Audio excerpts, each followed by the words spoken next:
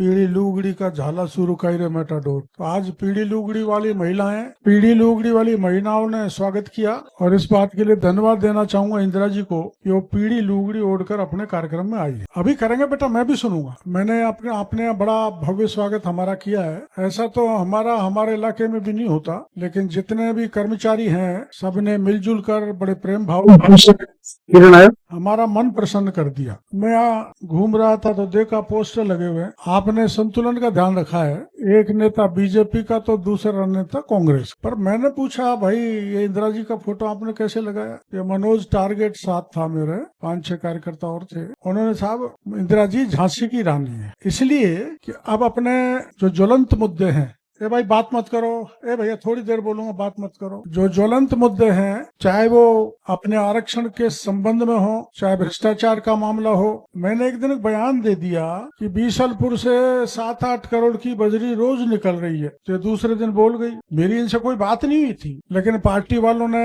ये दिमाग लगाया कि आपने उनको बुलवाया है, और आपको पता है कि मेरे को नोटिस भी मिल गया था। ये बात सही है कि अपने घर की बात बाहर नहीं बतानी चाहिए। अपने घर वाले भी कहते हैं भाई घर की बात घर में ही होनी चाहिए। इतनी सी गलती मेरे से हो गई थी।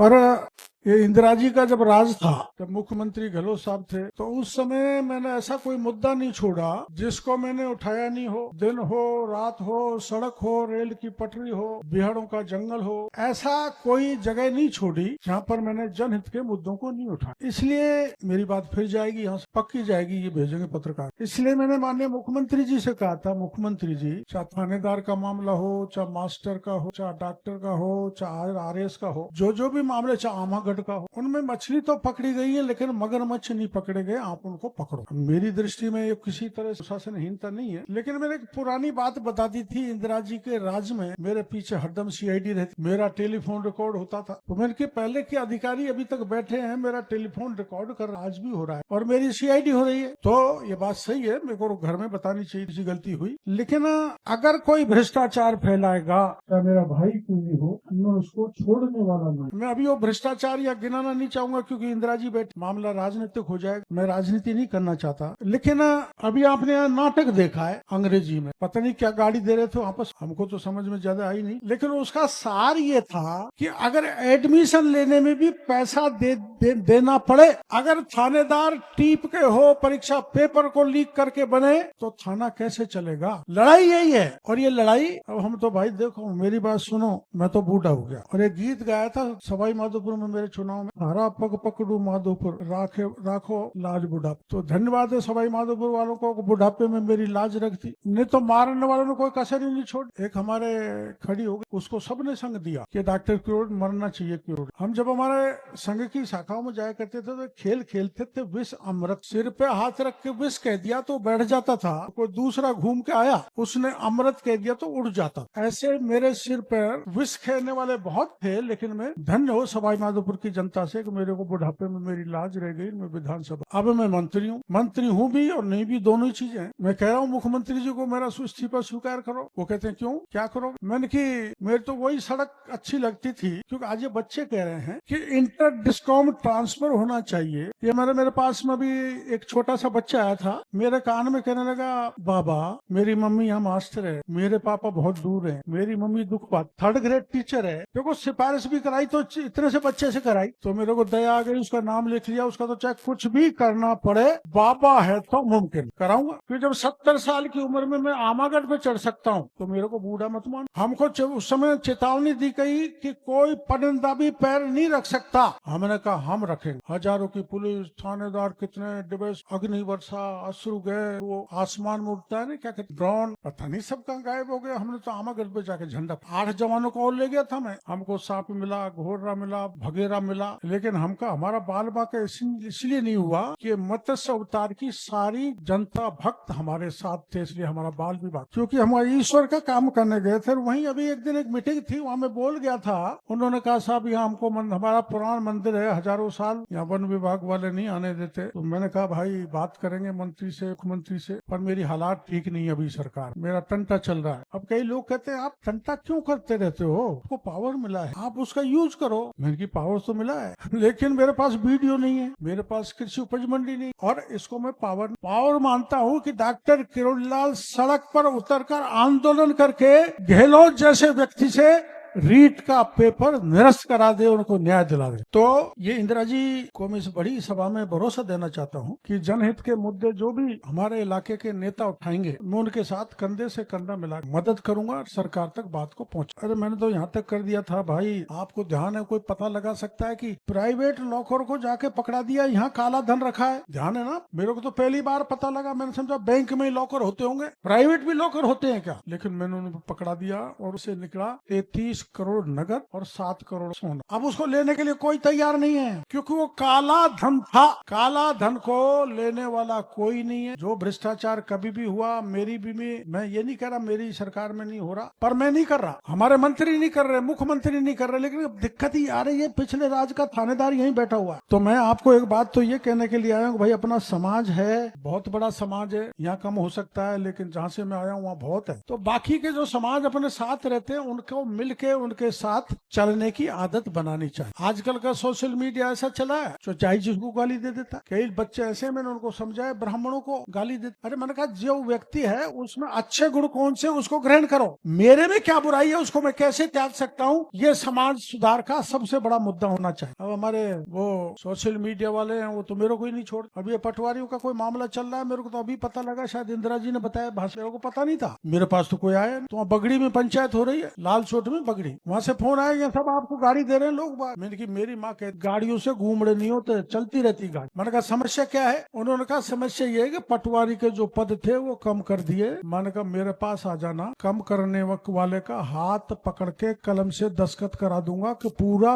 पोस्ट होगी। कुछ अफसरों की चालाकी होगी, बड़ा इंदिरा जी नहीं होती तो मैं बहुत, आरपीएससी में क्या क्या कबाड़े नहीं हुए। मैंने 12 कॉपी दी, एक दिन 12 कॉपी खाली, और उस खालियों में नंबर दे रखे, इधर सवाल है पन्ना, उधर देखो तो 7 नंबर, 8 नंबर, 5 नंबर, और लोग आरएस बन गए। ऐसी आरपीएससी तो हमने कभी भी नहीं देखी। पायलट साहब ने भी कहा था कि भाई आरपीएस का भंग होना चाहिए, पर भंग नहीं, वो पुनर्गठित हो सकती है। तो मैंने मुख्यमंत्री जी को कहा भाई इसको पुनर्गठित करो, बड़ा भ्रष्टाचार यहाँ पर फैल गया, तो जोर लगाएंगे सरकार पर एक बात मैं आपको कहना चाहता हूँ कि जहाँ भी कोई जैसी भी तकलीफ परेशानी आपको आ जाए, वैसे तो इंदिरा जी कांग्रेस के सब लोग आपको साथ देते हैं, यहाँ के देवल साहब भी आपको कह के गए, बड़े अच्छे नेता है, वो आपको हर तरह का सहयोग देंगे। लेकिन चाहे यहाँ आवश्यकता पड़ जाए, चाहे आपके गांव में आवश्यकता पड़ जाए, हर तरह के काम कराने का भरोसा मैं आपको। एक बीमारी बड़ी है, 3rd ग्रेड के टीचरों का ट्रांसफर उधर होना चाहिए। और मैंने अभी एक बहन जी बता रही थी यहाँ पर, अरे मैंने कहा भाई तुम सारे मास्टर, सारे बिजली के अफसर अगर हमारे इलाके में चले गए तो हमको यहाँ बुलाएगा कौन? कोई नहीं बुलाएगा, राम राम करने में तो है ही नहीं। लेकिन ये एक मुद्दा है। हाँ, मैं 36 की बता रहा हूँ, 36 की बता रहा हूँ भाई। देखो ऐसा है, मैं आपको एक बात ही जाति की बात करने के लिए, इसलिए आपको ध्यान है, ये इंदिरा जी के राज में एक पुजारी को तेल छिड़क के जला दिया। 3 दिन तक मैं महुआ के थाने पर लेके बैठा रहा, पंडित था। मैंने कहा यार यहाँ न्याय नहीं मिलने, मुख्यमंत्री के घर पे ले, पुलिस बहुत वहाँ पहरा दे रही है, पुलिस 100 सवा 100 एसपी वहाँ, डीएसपी वहाँ, एडिशनल एसपी वहाँ, और मेरे हर कदम पर ध्यान रखे। लेकिन आप अचंभा करो, मैं वहाँ से लाश को लेके मुख्यमंत्री के घर के दरवाजे पे ले जाके बैठा दी पुलिस। दूसरे दिन वो जो खाली होता है ना, वो खाली डब्बा,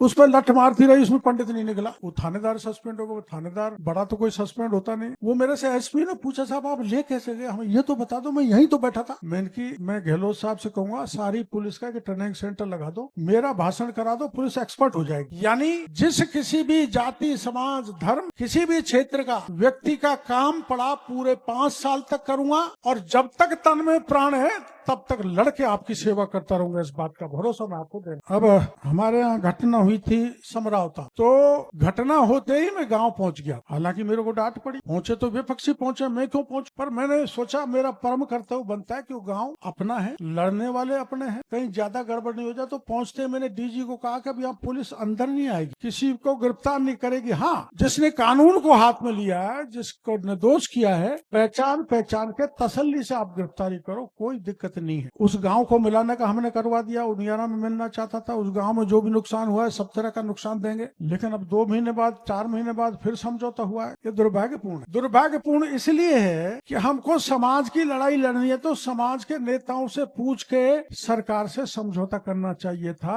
ये परिवार की लड़ाई नहीं है, व्यक्ति की लड़ाई नहीं है, पूरे समाज की लड़ाई। लेकिन उस पर ज्यादा मैं कुछ कहना नहीं चाहता। समझौता हो। आपने हमारे वहाँ की कहा रोशी बड़ा क्या क्या चालाकी करते हैं। जो बच्ची दिखाई थी उसकी तो लगन भरवाई, हाँ रोशी, और दूसरी की भरवा दी। अब ये वो भी सात तगड़े निकले। काट देता समझ में आती, ये भी काट दिया। इसमें कानून में कोई समाधान नहीं होता। लेकिन सारे समाज ने मिलके जो रोशी के भाइयों को संतोष दिया है कि भाई समाज में सब बराबर हैं, किसी का दमन नहीं होना चाहिए, किसी के अपमान नहीं होना चाहिए, वो स्वागत योग्य। ऐसा होना नहीं चाहिए कि अपन अपने ही भाई का इतना बड़ा अपमान करें। ये अपमान सभ्य समाज में अलाउ होना चाहिए। कैसा गलत हुआ ना। अब मैं कह दूं भाई अरे थानेदार माने साले का मार दे, थप्पड़ हो जाए दिखा जाए। हमारे वहाँ एक मास्टर की पिटाई कर दी एक ने, लड़के के बाप ने, तो सब मास्टरों ने हड़ताल कर, एक पटवारी की कर दी, सब पटवारी हड़ताल पर चले। तो जितना शिक्षक वर्ग है, अभी आपने देखा होगा परसों ही है सर, वो वकील हाईकोर्ट के सामने ड्राइवर को पीट रहे थे, आपने देखा होगा। वो बेचारा बच रहा था, हाथ जोड़ रहा था, मेरे को मत मारो, थोड़ी टक्कर लगी है, ज्यादा टक्कर नहीं लगी ना। तो मैं अपने भाइयों को यह कहना चाहूंगा कि देश में कानून का राज है। डॉक्टर भीमराव अंबेडकर ने हमारे लोकतंत्र को, हमारे देश को चलाने के लिए इतना अच्छा कानून दिया है, उस कानून का उल्लंघन नहीं होना चाहिए। क्या इसको मानोगे? मानोगे तो समाज में जो भी बुराई आ रही है, चाहे सोशल मीडिया के थ्रू आए, चाहे आपके यहाँ तो मेरी समझ में वो डोडा पोस्ट ज्यादा लेते, हमारे तो स्मैक लेने लगे, और गांव के गांव बर्बाद हो गए। मेरे वहां तो टिपर बहुत हो गए। टिपर ही कहते हैं ना, पहले हमारे टाइम पे तो टीपने वाले हुआ करते थे, टीपने वाले, अब टिपर हो गए। और जिसने स्मैक पी लिया और जो टिपर बन गया, वो परिवार कुछ समय के लिए आनंद ले सकता है, बाकी वो परिवार बर्बाद हो जाए। तो हमारे समाज में जो भी बुराई है, अब वो लोग तो नहीं रहे या तो कम हो गए। भाई मेरा शादी हो गई, घरवाड़ी पढ़ी लिखी नहीं है तो छोड़ दे, कम हो गया है, अभी थोड़ा बहुत है? मेरे वहाँ बात सुन लो ढंग से, अरे तुम सुनना ढंग से। यहाँ मेरे नांगड़ की मिली थी अभी, नांगड़ की बच्ची कोई, वहाँ एक मानपुरा गांव है, उसके पति ने मजदूरी करके को पढ़ा के तैयार किया, नाम था सुशीला, और वो बन गई लेक्चरर बनते ही पति को छोड़ दिया। ये जो बुराइयां हैं, इनसे समाज को बचा के रख। एक बुराई और है जो मैंने किसी समाज में नहीं देखी, कि हमारे जो नेता हैं, हम हैं, वो आपस में टांग खिंचाई ज्यादा करते हैं। हम टांग खिंचाई ज्यादा करते हैं, एक दूसरे को गाली ज्यादा देते हैं, एक दूसरे को अपमान ज्यादा करते हैं। इसलिए मेरा सब शिक्षक वर्ग से, सब सरकारी कर्मचारियों से प्रार्थना है, आग्रह पूर्वक निवेदन है कि कोई भी नेता या छुटभैया नेता हमारे किसी भी दल के व्यक्ति को नीचा दिखाने के लिए आपके सामने गाली दे तो उसको डांट के चुप करने का आपका कर्तव्य। यहाँ ये बड़ा अपराध कर रहा है हमारा, और इससे आपस में कटुता बहुत बढ़ रही है। अरे भाई कांग्रेस का मंच है तो हमको खूब गाली दो, क्या दिक्कत है? और भारतीय जनता पार्टी का मंच है तो मैं जो गड़बड़ कर रही है कांग्रेस में खूब गाऊं। अब के तो सरकारी नौकरों ने हद ही कर दी। मोदी आ गया ना, मोदी आ गया तो रिजर्वेशन खत्म है। ये इंदिरा जी इनके लोगों ने ऐसी हवा चलाई, हम रोक नहीं पाए। मोदी आ गया तो संविधान खत्म हो जाएगा। अरे मेरे भाइयों, किसी के बस की बात नहीं है। मोदी ने भी सभाओं में कह दिया, ऊपर से अगर अम्बेडकर भी आ जाए, आरक्षण नहीं बदलेंगे, संविधान नहीं बदलेंगे। लेकिन ऐसे पागल है। मैं जाता था गाँव में, बाबा अब तो तेरी डॉक्टर, अब हम सुने कौन, तेरी दूर है, हमसे बोला ही मत। मैंने भाई वो क्या गया? अरे मैंने देखा तुम्हारा रिजर्वेशन रुका दिया। हाँ रुका, और मीणा का मामला सुलझा दिया। हाँ, और मैंने की 50 करोड़ खर्च करके हाई कोर्ट बना दिया। बिल्कुल बना दियो, पर आप कह तो तू कच्ची मत बता, हम वोट कौन दें। तो मैंने वैसे ही जोश में घोषणा कर दी कि अगर लोकसभा के चुनाव विशेषकर दौसा, सवाई माधोपुर, करौली हार गए तो मैं मंत्री पद से दे दूं। उसके बाद भी नहीं सुने, दे तो दे भैया, हम तो वोट आपके नहीं देंगे, तुम तो हमें इस्तीफा। इसलिए वो आपके मन की बात है, अंतर मन की बात, जो आदमी का दिल कहता है वो काम करता है। लेकिन सरकारी कर्मचारियों को इस मौके पर मैं विशेष प्रार्थना देके कहना चाहता हूँ, समाज के किसी व्यक्ति की, विशेषकर नेताओं, अफसरों की एक दूसरे की टांग खिंचाई, काट करने की बात पर को आपको रोकना पड़ेगा। अब कई बार मेरे को बिना बात गाड़ी दे देते, तुम देखते हो एक पापड़दा का राम सिंह नाम, मैं तो उसको देखता नहीं, देखना भी जाना नहीं, मैं 10-12 फोन भर रखे मेरे नंबर में, ये गोल माँ, ये फलाना, उसका बटन दबाता हूँ, गोल माँ से बात ज्यादा जान।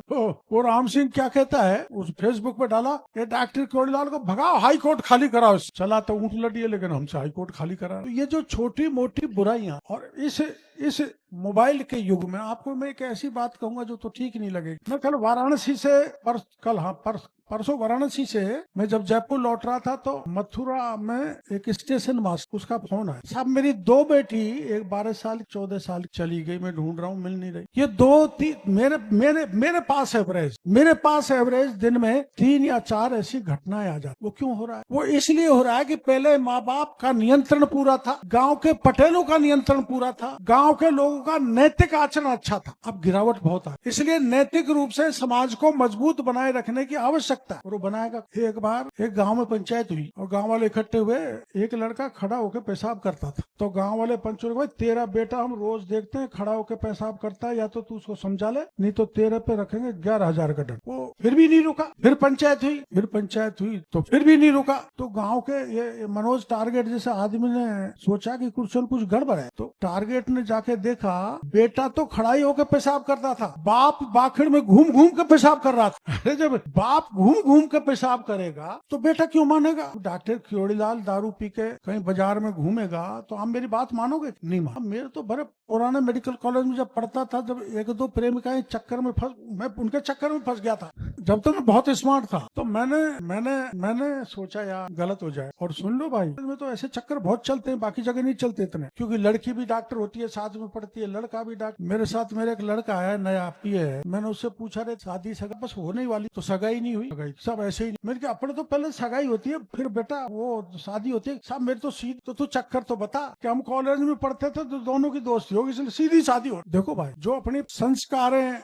अपना संस्कृति है, जो परंपरा है, उनका पालन होना चाहिए। मैं अगर दूसरी शादी कर लेता तो आपने जो मेरा भव्य स्वागत और आदर सम्मान दिया है वैसा कभी भी मेरे को नहीं मिलता जो आज आप लोगों को। करो, करने में कोई दिक्कत नहीं है, बहुत रसीले लोग कर लेते हैं, लेकिन वो महत्वपूर्ण नहीं बन सकते, बड़े नेता या समाज के बड़े कर्ता धर्ता नहीं बन सकते। इसलिए अपना चरित्र मजबूत, अपना सिद्धांत मजबूत रखो, अपना आदर्श मजबूत होना चाहिए। ज्यादातर आप शिक्षक है, आप शिक्षकों को बच्चों को वैसी पढ़ाई के अलावा नैतिक शिक्षा भी दो। जो नैतिक गिरावट समाज में आ रही है उसको रोकना बहुत जरूरी है। और सबसे बड़ा ज्यादा गुण मीणा समाज में लगा हुआ है, ये मैं आपको गारंटी के साथ कहकर। जो अपराध से दूर रहता था, जो गलत काम से दूर रहता था, सबसे ज्यादा गलत काम और अपराध हमारे समाज के जवान बच्चे कर रहे हैं, उनको नियंत्रित करने की आवश्यकता। क्या करोगे? अरे आप बेशक कांग्रेस के रहो, मैं कब कह रहा हूँ, मेरे को तो बीजेपी बनाने में 45 साल लग गए आपको, लेकिन आपके 2024 के चुनाव में एक ही झटके में निकल गए। आप रहो, लेकिन एक